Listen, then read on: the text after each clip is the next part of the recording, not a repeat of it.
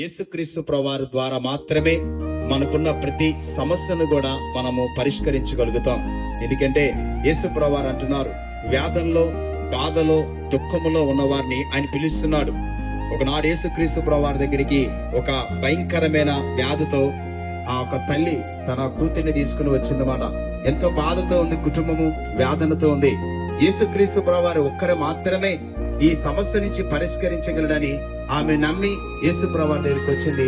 ఆమె కుమార్తెను ఆమె బాగుపరుచుకుని వెళ్ళిందండి. ప్రియులారా, యేసు ప్రభువారు పిలుస్తున్నారు. వ్యాధంలో, బాధలో, కుటుంబములో నెమ్మదినిచ్చేవాడు యేసుక్రీస్తు ప్రభువారు.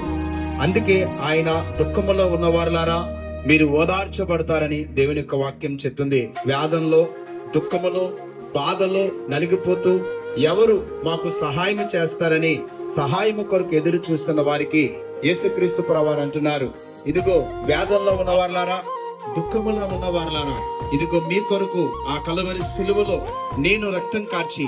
ప్రియులారా, మనమేనే ఒకవేళ ఎలాంటి సమస్యల్లో ఉన్నా, ఎలాంటి దుఃఖములో ఉన్నా, ఎలాంటి బాధలో ఉన్నా, ఒక్కసారి నీ బాధలు తీర్చేవాడు, నీ కష్టము నుండి నేను విడిపించేవాడు, నీ పాపము నుండి, శాపము నుండి నీకు క్షమాభిక్షణ పెట్టేవాడు ఒక్క యేసుక్రీస్తు ప్రభువారు మాత్రమే. ఎందుకంటే ఆయన ఒక్కడే పాపము లేనివాడుగా, ఆయన ఒక్కడే పాపముల కొరకు ఈ లోకానికి వచ్చి ఆ పాపములున్న వ్యక్తిని క్షమించి ఒక కొత్త జీవితాన్ని ఇవ్వడానికి ఆయన ఇష్టపడుతున్నాడు. నిత్య రాజ్యానికి వారసులుగా తీర్చబడండి. ఈ ప్రాంతము కొరకు ప్రార్థన చేద్దాము. దేవుడు ఈ ప్రాంతంలో ఎవరైతే బాధలో ఉన్నారో, కష్టములో ఉన్నారో, ఇబ్బందులు ఉన్నారో, ఆర్థికంగా చిరిగిపోయి ఉన్నారేమో, వ్యసనాలతో, కుటుంబ సమస్యలతో ఉన్నారేమో, ప్రభువా వారిని విడిపించానని మనము కలిసి. నిత్య నరకం అనేది ఉంది. ఆ నిత్య నరకం నుంచి తప్పించడానికే యేసు ప్రభు వారు మన పాపాల కొరకు ప్రాణం పెట్టి ఆయన 3వ దినాన్ని తిరిగి లేచారు. కాబట్టి యేసు ప్రభు నందు విశ్వాసం ఉంచండి, పాప క్షమాపణ కలుగుతుంది, నిత్య రక్షణ కలుగుతుంది. యేసు ప్రభు నందు విశ్వాసం ఉంచడం ద్వారా నిత్య రాజ్యానికి వారసులుగా మార్చబడతాం. దేవుడి మాటలు దీవించును గాక. ఆమేన్. క్రీస్తు ప్రభువారు లోకమును ఎంతగానో ప్రేమించే దేవుడు. దేవుడు లోకమును ఎంతగానో ప్రేమించని చెప్పేసి దేవుని వాక్యము సెలవిస్తుంది. దేవుడు ఆది కాలములో మనుషుల్ని చేసినప్పుడు, దేవుడు ఉదయ కాలములో నరుడిని చేసినప్పుడు ఎప్పుడు కూడా ప్రతి చల్లపోటున కూడా సహవాసం చేసి ఉన్న దేవుడు.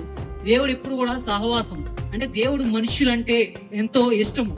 ఎప్పుడు కూడా వారితో కలిసి జీవించాలి, వారితో ఉండాలని ఆశపడుచున్న దేవుడు ఏంటంటే దేవుడు మనిషిని చేశాడు.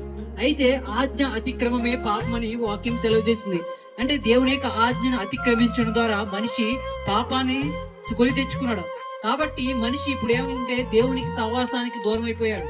అయితే మనిషి పాపం నుంచి ద్వారా దేవుని యొక్క సహవాసానికి దూరం అయిపోవడం ద్వారా మరలా ఏం చేయాలంటే దేవుడు తనతో సమాధానం పరుచుకోవాలని, మరలా దేవుడు తనతో సహవాసం చేయాలని మనిషిని కోరుకుంటున్నాడు. అందుకోసమే యేసుక్రీస్తు ప్రభువారు ఈ లోకానికి వచ్చారు.